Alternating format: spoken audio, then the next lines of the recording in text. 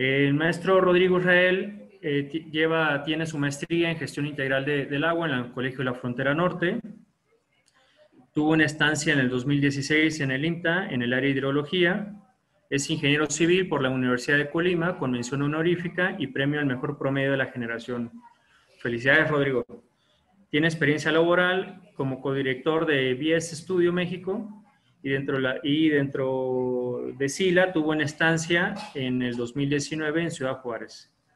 Como actividades relevantes, fue delegado del Consejo de la UNESCO en Bangkok en 2019, gran representante de México, sin duda. Presidente de la Asociación Latinoamericana de Estudiantes de Ingeniería Civil en 2017-2019, gran reto. Premio para la World Federation of Engineering Organization para los 12 proyectos más relevantes del Young Engineers Competition. Presidente de la Asociación Nacional de Estudiantes de Ingeniería Civil, de ANEIC, por sus siglas, 2016-2017, y también ha sido ponente de más de 50 instituciones educativas del país y en 10 países. Gran trayectoria, Rodrigo, a tu corta edad, y es un gusto también conocer tu conocimiento adquirido durante tu maestría en el tema de las aguas transfronterizas y las actas bilaterales. Adelante. Muchas gracias por la presentación, maestro Daniel, y agradezco también a Comey por permitirme este espacio para pues, presentarles un poco de lo que tuve la oportunidad de realizar durante mi estancia en la maestría de gestión integral del agua y pues también en todo el trabajo de investigación realizado. El tema que les voy a platicar es relacionado con la investigación que me tocó realizar entre México y Estados Unidos, específicamente en el río Bravo, en el caso del río Conchos. Pero antes que nada quiero darles todo el contexto, todo el panorama, porque los que me prosiguen, ellos van a hablar un poco más específico de ambos ríos. Yo solamente les voy a presentar el panorama general y un poco de lo que logré conseguir de información bajo los marcos teóricos que ya les voy a platicar. Entonces, esta charla es una retrospectiva de los tratados del agua entre México y Estados Unidos. Y bueno, el contenido va a ser este que se encuentra al lado derecho.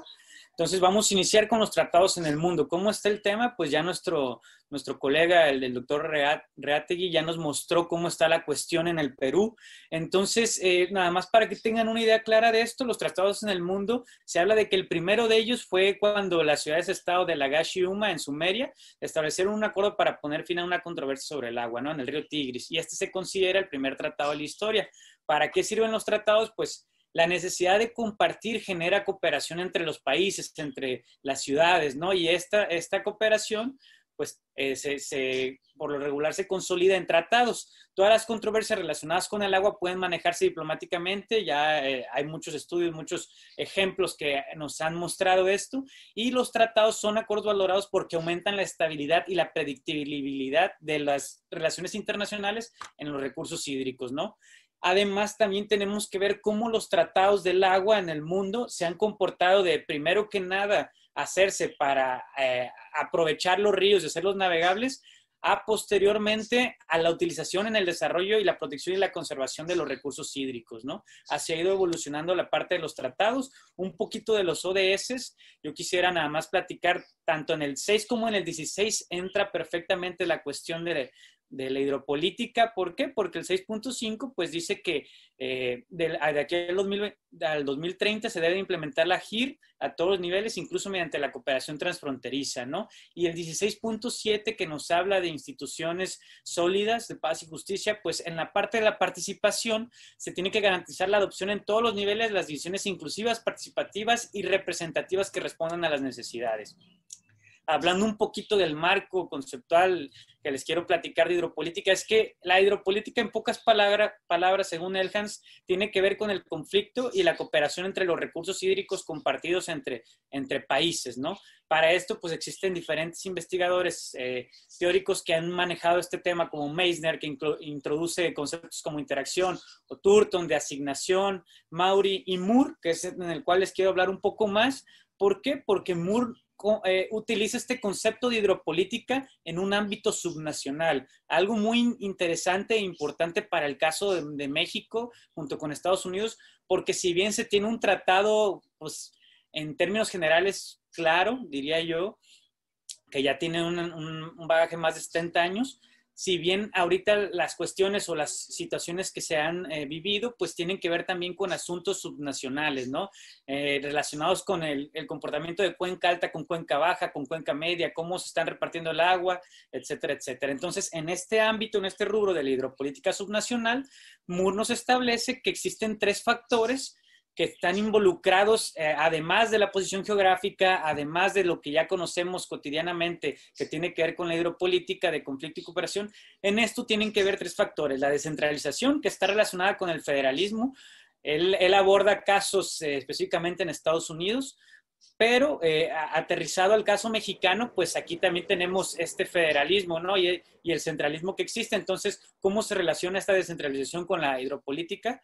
La identidad seccional, que tiene que ver con los intereses sociales, culturales, políticos y económicos de la región o partes involucradas. La región puede ser 1, 2 o más estados. Y pues cómo también esto, a su vez, la hidropolítica subnacional se relaciona a las organizaciones no gubernamentales o de la sociedad civil, de las cuales también nos va a hablar el último ponente en este panel, ¿no? Él como representante del mismo. Y bueno, la gestión transfronteriza del agua en México, hablando de lo que es el Tratado de Aguas y sus antecedentes, vamos a tocar una parte de los arreglos institucionales y de los tratados que se han tenido entre México y Estados Unidos. Primeramente en el 48, en 1848, al 2014 llevan 166 años, actualmente son 172 aprox, cuando se firma entre México y Estados Unidos el Tratado de Paz. Esto pues es donde México le entrega parte, le vende, como lo queramos ver, parte del territorio a los Estados Unidos.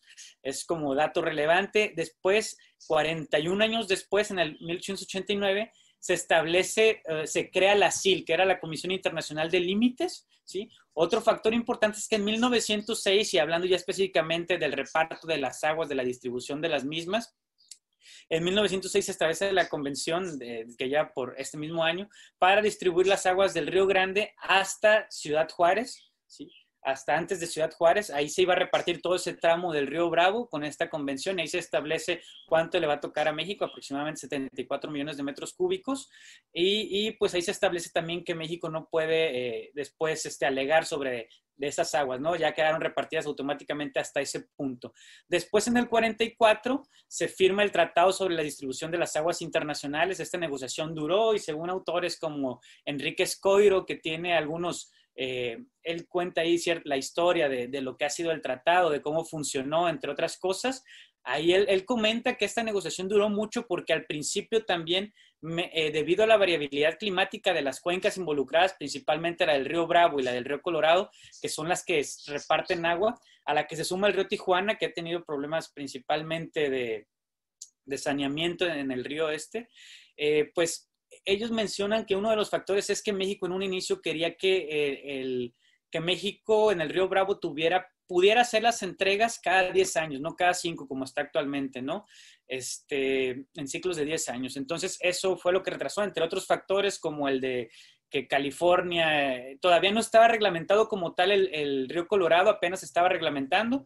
Entonces, una vez que ya se reglamentó el río Colorado y se distribuyó el agua del río Colorado como tal, pues ya fue un poco más fácil poder generar este tratado, ¿no? Que actualmente tenemos a la fecha vigente y que como muchos estudios y pues muchos personajes y actores pues han marcado como que es beneficioso para México, ¿no? Por todos los intercambios de agua que tiene. Y pues uno de los últimos arreglos institucionales que podemos ver, no es de los últimos, pero sí de los más contemporáneos, es en los 90s y un poquito antes en los 80s con todo el tema del BANDAN, del Banco de Desarrollo de América del Norte y pues de la COSEP, ¿no? Que actualmente con el último tratado pues se han fusionado.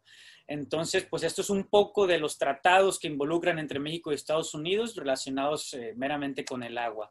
Y bueno, solamente haciendo para poniendo en contexto, me imagino que estos datos ahorita los traen muy frescos las personas que nos están escuchando por todo el tema tan relevante que está en el país.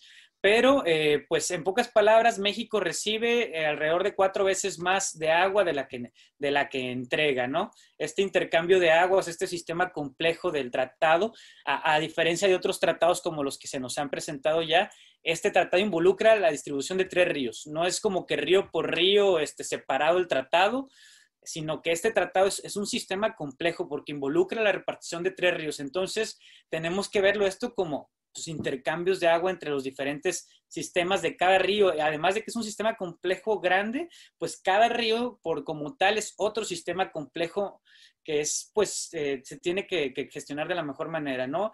Y todas las proyecciones es importante que lo mencione como preámbulo para los que me prosiguen, porque pues las proyecciones que se tenían principalmente elaboradas por Oribe de Alba, que fue el encargado, el que mandaron para que representara a México en las negociaciones y a la Secretaría de Recursos Hidráulicos.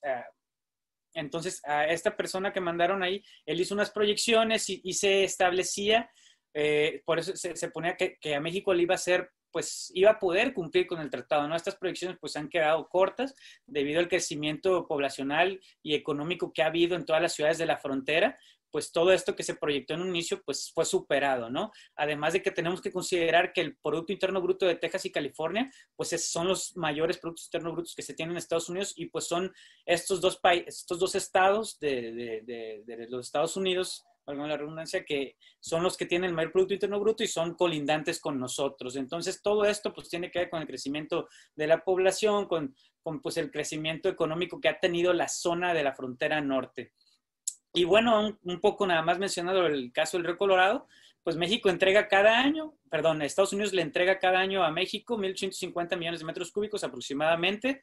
En la actualidad, pues ha habido, en las últimas actas, se ha establecido que por el caso de sequía que se está viviendo, pues se van a reducir las entregas, ¿no? Aproximadamente en 50 millones de metros cúbicos para el año que viene. Va a ser la primera vez que se reduzcan como tal, así por cuestiones de sequía. Entonces, pues esto ya les va a hablar quien me acontece de este río.